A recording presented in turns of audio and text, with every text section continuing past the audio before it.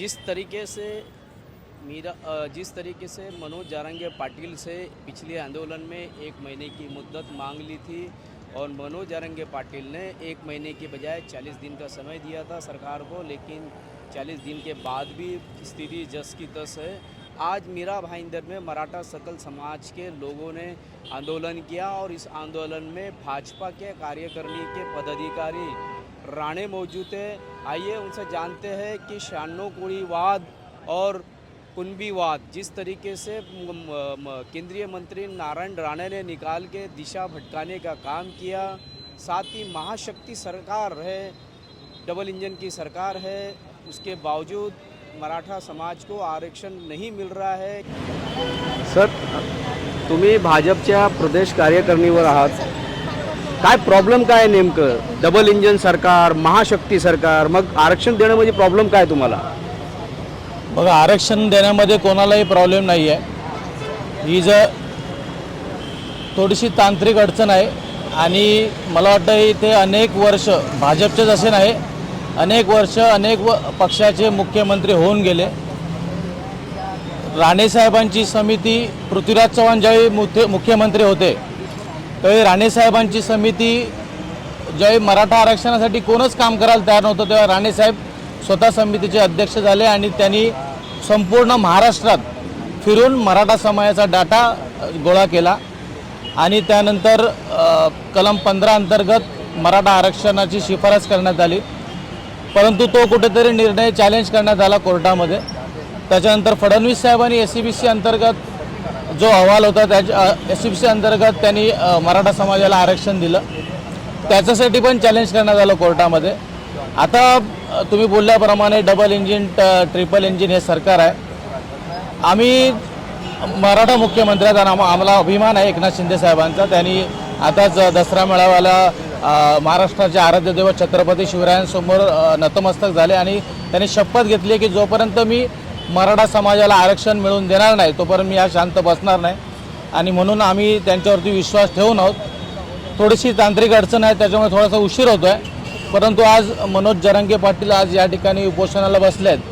तर आमच्या मीरा भाईंदर मराठा समाजामध्ये पण सगळेच पक्षाचे लोक आहेत आणि आम्ही गेले अनेक वर्ष कुठलाही पक्ष लक्षात एकदा फक्त आणि फक्त समाजासाठी काम करतो.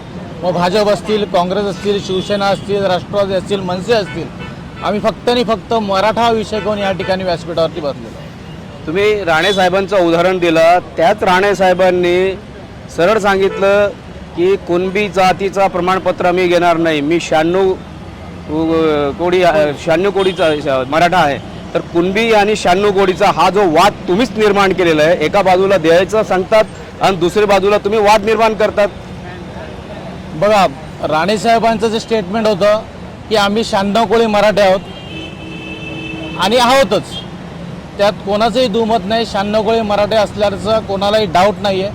96 कोळी मराठे म्हणजे क्षत्रिय मराठे, ज्यांनी लढाई केली मैदानामध्ये, ज्यांनी तलवारी हातात घेतल्या ते क्षत्रिय मराठे झाले आणि ज्यांनी नांगर हातात घेतले, ज्यांनी शेती केली ते कुणबी मराठे झाले. हे सर्व एकच आहोत. आम्ही मराठा म्हणून एकच आहेत. कुठेही कोणाचं भांडणं लावायचा प्रश्न येत नाही. आपण जर राणेसाहेबांचा उल्लेख केलात, राणेसाहेबांनी हे स्टेटमेंट देताना असा कुठेही उल्लेख केला नाही की मला मनोज जारंगे पाटलांचा विरोध आहे म्हणून. प्रत्येकाची मागणी वेगळी होऊ शकते. मराठा समाज हा एकच आहे. सर्व मराठा समाजाला आरक्षण मिळालं पाहिजे. आता जर आपण बघितलं तर मनोज जारंगे पाटील साहेबांची ही शिवबा संघटना आहे. ते शिवबा संघटनेच्या अंतर्गत काम करतात. ज्यावेळी हा जो सगळा उठाव झाला, मराठा समाज हा एकत्र आला, ती आमची कोपर्डीची ताई, या ताईमुळे हा महाराष्ट्रातील सर्व मराठा समाज एकत्र आला.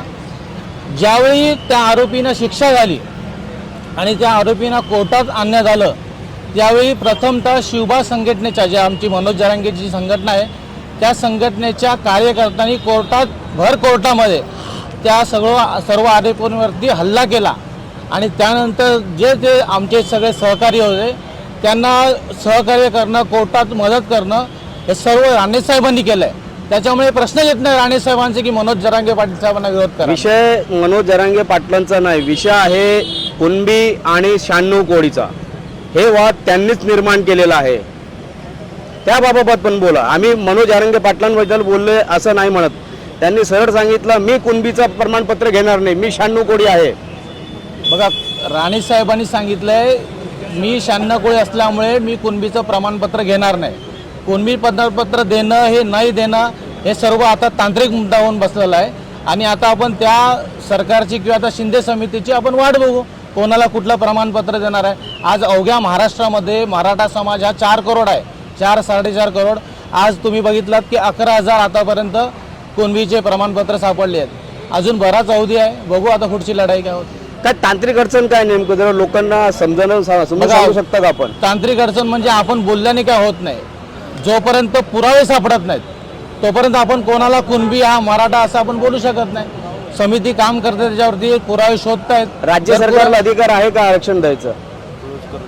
राज्य सरकारला अधिकार असता तर राज्य सरकारने उद्या दिलं असतं आपल्याला आरक्षण. आणि याच्यावर 15 कलम अंतर्गत दिलेलं आहे, परंतु काही जणांनी ते चॅलेंज केलं, त्याच्यामुळे ते थांबलेलं आहे. नाही, मग तुमची सरकार डबल इंजिनची सरकार आहे, तर केंद्र सरकार विशेष अधिवेशन बोलून आणि खासदारांनी पण बरेचसे खासदारांनी मागणी केली की विशेष अधिवेशन बोलून तुम्ही राज्य सरकार आरक्षण द्या. त्यांच्यापर्यंत संदेश पोहोचण्याचं काम हे आमच्यासारख्या सर्व मराठा हे साखळी उपोषणाच्या माध्यमातून देत आहेत.